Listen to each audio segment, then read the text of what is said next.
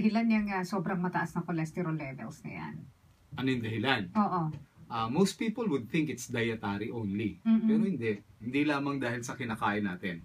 Contrary dun sa popular belief, kahit na maging vegetarian tayo, pwedeng tumaas ang ating cholesterol kasi we produce our own cholesterol. Meron tayong good cholesterol, meron tayong bad cholesterol. When you're talking of the bad cholesterol, tumataas yan kapag ang kinakain natin are the saturated fats. Galing sa mga hayop yun. Yung mga galing sa animal. Pero yung mga kinakain po ninyo mga galing sa gulay, kahit mataas ang cholesterol nun, at galing sa isda, those are good cholesterol. Ayan. Huwag po kayo yung matakot sa pagkain ng avocado. Kahit na isang piling po yan, hati tayo. Ayan, walang kaso. Oo, yun nga kanila nga, akala nga nila yung mga, yung durian. Sabi mataas daw ang cholesterol levels niyan. Nakaka-apekto ba yan? Naiipon ba yan sa ating mataas ang cholesterol niya, but it's good cholesterol. Oo. Yung nararamdaman niyo pong pag-iinit, pagkain ng durian, hindi po dahil yun sa cholesterol. Yung po ay dahil dun sa pagtaas ng inyong testosterone. Aphrodisia! Kaya, alam niyo kung may pagkakataon, masarap po yan. Kain tayo ng kain yan. Kailangan natin. Kahit sa babae, tumataas din ang kanilang estrogen levels? Ay, napakaganda niya. Pag sabay ba naman kayong kumain ng isang durian ng lalaki at babae, malamang himatayin kayo sa baho. Yung baho pala patay. Pero yung cholesterol, good cholesterol yun. So, walang problema. It's a good cholesterol. Walang problema. Kahit na kumain ka marami niyan. At saka yung ulo-ulo ng mga isda. That's good cholesterol. Like salmon, tuna, that's good cholesterol. Alam mo, ma-segue natin balik doon kay Karen Mariano, no? A lot of people, at napakaganda ng pagkakataon to pag-usapan natin dito, Maru. They do not know kung kailan sila dapat uminom ng statin drugs na reseta ng kanilang doktor. Yung statin po mga kaibigan, yun ang paboritong reseta ng mga doktor ngayon, mula simvastatin hanggang atorvastatin at kung ano-ano pang mga statin drugs for the purpose of lowering down your cholesterol. Pero may panuntunan po kami doon, hindi basta inom lang kayo ng inom noon. Okay, may level na tinitingnan. Ang normal level kasi ng cholesterol, Maru, anything below 200. That is the cholesterol, total cholesterol. Okay. Ang normal level ng bad cholesterol, kalahati, dapat below 100. Below 100. Below 100. Yun ang ating tinitingnan, ang bad cholesterol. Ang total number noong matigas na cholesterol, hardened cholesterol, parang harden you, yung manigas ka na cholesterol, is 150. So, tatandaan niyo yung magic number na yan, ha? 100, 150, 200. 100 is the LDL, dapat below that. 150 is the triglycerides, dapat below that. At 200 is the total cholesterol, dapat below that. But beyond 200 na cholesterol doesn't necessarily mean dapat ka nang mag-statin drugs. Ang baseline na tinitingnan namin doon is about 240 to 250. Pag tumapak ka ng 240 o 250, ang reseta namin doon, hindi pa statin drugs. Natural products pa. Ito yung mga katulad ng Polinol, na ang nilalaman, policosanol, and other omega-3, omega-6, at omega-9 containing supplements. Yun, maganda yun, below 250. Ngayon, above 250, mayroon pa rin mayroon pa rin kaming sukatan doon. If you have a high family history ng diabetes, heart attack, or stroke, yan, mag-statin ka na. Beyond 250. Pero kung wala kang family history, kahit 250 ka na, pwede kang i-maintain natin into natural supplement like Polinol as long as meron ka na ngayong dietary restrictions. Gaano karaming Polinol ang iinumin naman sa bawat isang araw? Kapag halimbawa na lumampas ka na, yung gaano karami depends on the level. If it's below 200, pwede nang paisa-isa lang gabi bago ka matulog. From 200 to 240, ang prescription ko is 2 na. Kasi ang isang tableta is 10 milligrams. Ang dalawa would be 20 milligrams. That is the equivalent of a statin na synthetic na 20 milligrams din. Ngayon, if you are beyond 240, nagre-reseta ako niya ng kahit 4, 2 sa umaga, 2 sa gabi. At yan ay nabibili naman sa inyo pong paboritong drugstore sa buong Pilipinas nang hindi kailangan ng reseta. Pero Doc, paano kung may statins na siya na iniinom? Pwede ba isabay pa niya yung Polinol? Yes. Ngayon, may mga doktor na nagkakamali po na sa pagtapak ninyo ng 210, 220, nakapagre-reseta na ng statins. Wala naman akong kontra sa mga cardiologists who does that. Kaya lang, kailangan iparealize ninyo sa inyong doktor na yung long term na pag-inom po ninyo ng statins, maaaring magpataas ng inyong liver enzyme na SGOT at SGPT na ang normal value 0 to 40. Kapag lumampas ka na ng 40, then maaaring makasira na ito continuously sa iyong atay at dapat magpahinga ka.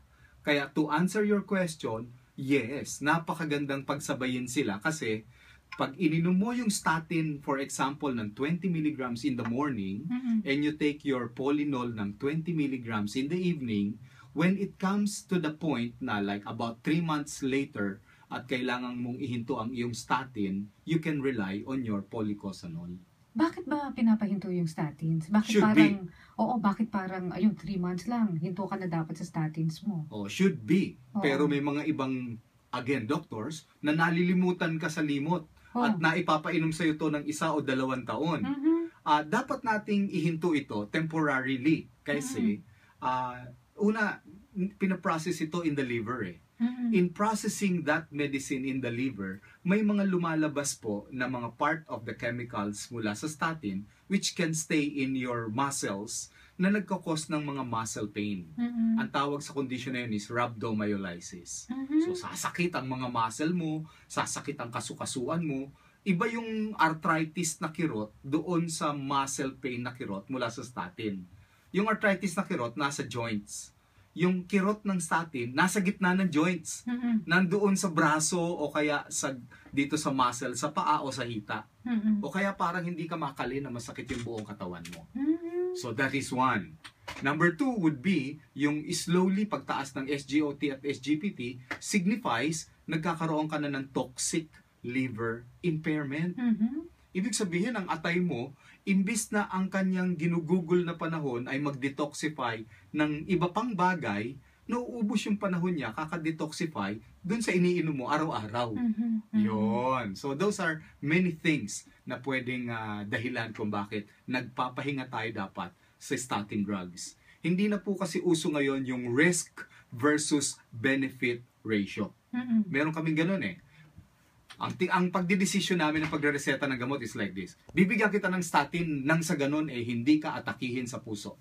Kasi yung risk ng atake sa puso, mas nakakatakot kaysa yung risk na masira yung atay mo. Pero kung alam mo naman pala na meron kang pamalit doon sa statin once na may problema ka na sa atay, then yung benefit mo of preventing a heart attack, kamukha nung nangyari kay Karen E. Mariano, can still be helped by using some natural products. Ang gagawin natin nun is you take Polinol ng 20 milligrams once or twice per day at saka pwede mo siyang dagdagan ng produkto ng geriatrica na Alivio which is also very good in helping strengthen the heart muscle. Oo, kasi ang Alivio naman, ito ay pantulang pampababa ng blood pressure. That is one. Oo, yes. At saka pampakalma ng ating mga palpitations. Palpitations. Yes. Kasi meron siyang serpentina. That's right. Diba? Itong Alivio. Meron din niyang pampabuka ng ugat. Na ang tulong naman sa iyong puso. So parang natural stent. Natural vasodilator. Yan. So yung mga naninikip na dibdib o madaling mahapo kapag aakyat ka ng hagdanan, nababawasan with a natural component ng Alivio. Pero kung kunyari, pansamantala kang pinahinto na nga dun sa statin mo after 3 months, pwede mong inumin pa rin yung Polinol mo habang nakahinto ka sa statins. Yes. Tuloy-tuloy mo yun. So walang problema yan kahit na tuloy-tuloy, wala kang problema doon taon. Oo, kasi ang kagandahan nga doon, it is an extract of a plant, yung talukap o yung ano ba yun? Yung mismong pinaka-brown portion noong sugarcane. Yung wax niya. Yung wax is the white covering dun sa brown portion. Nagawa nila ng paraan, nakuna nito, pinrocess nila, at nakita nila, it is a form of good alcohol. Hindi alcohol na iniinom natin. Alcohol which is like ethanol, yung policosanol.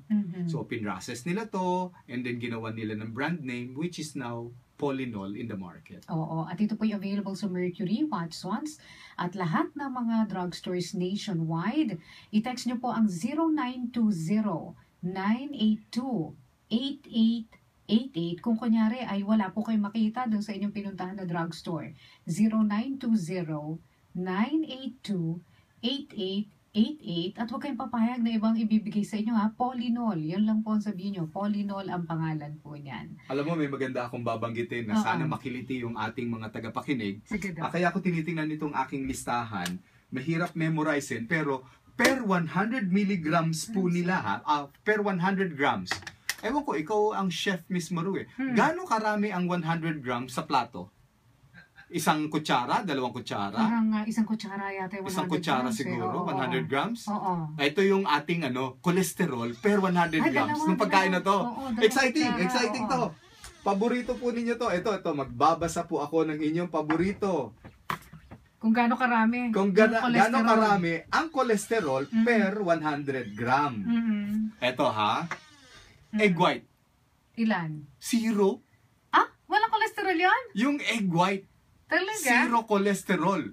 Yung puti ng itlog. Yung puti. Pero kahit kainin mo yung dilaw, it's okay because the 0 cholesterol of the egg white, yung albumin niya, yun ang neutralizes the bad cholesterol of the egg yolk. Yun ang kagandahan doon. Ito ngayon, kapag halimbawa ang iyong kinain ay dila ng baboy. Ano bang luto sa dila ng baboy? Estopado. Estopado de lengua. Ayan. Yung 100 grams, 100%. So parang kumain ka ng isa o dalawang kutsara lang ng estopado. Yung cholesterol niya, na lengua. 100 grams na lengua, 100 milligrams na cholesterol. Diyos ko, dahil. Lengua. Okay, ito. Ito pa, ito, mas matindi ito. Anong luto noong bituka ng baboy? Ay, syempre, fried. Chicharong bulaklak. Bituka Yun ba yun? ng baboy, chicharong bulaklak. Chicharong bulaklak? Oo. Akala ko ano ba yun, yung dinuguan? Pwede rin. Pwede rin, naisawag sa dinuguan. 100 gram niya, 122. Mas mataas pa. Okay, eto pa, maghahanap pa po tayo ng maganda-gandang inyong kinakain. At matakot kayo. Ay, hindi naman, hindi tayo nagpapatakot. Ito. Ano? Sisig, paborito ni Jun. Sisig. Yung sisig, di ba, ano nilalaman ng sisig? Mga tenga ng baboy. Tinatad na tenga. Pero paano sasarap yung sisig? Paano sasarap? Nilalagyan mo ng ng pang-anghang. Anghang lang? Ano yung pampalapot niya? Utak ng baboy. Yung utak ng baboy. Per 100 gram. 1,640. Wow. Grabe! Tatumbling ka na dun. Kaya pala, masinghot mo lang yung sisig para ka nang aatakihin sa puso. Grabe, no? Lalo na kung yan ang kinakain mo araw-araw, Diyos mio. Kailangan ka na talagang pumila para bumili ng Polynol sa lahat ng drugstores nationwide. Grabe pala, pag kumakain tayo ng atay ng baboy, 190. Atay. Yung sisig, 1,600. Ay, grabe.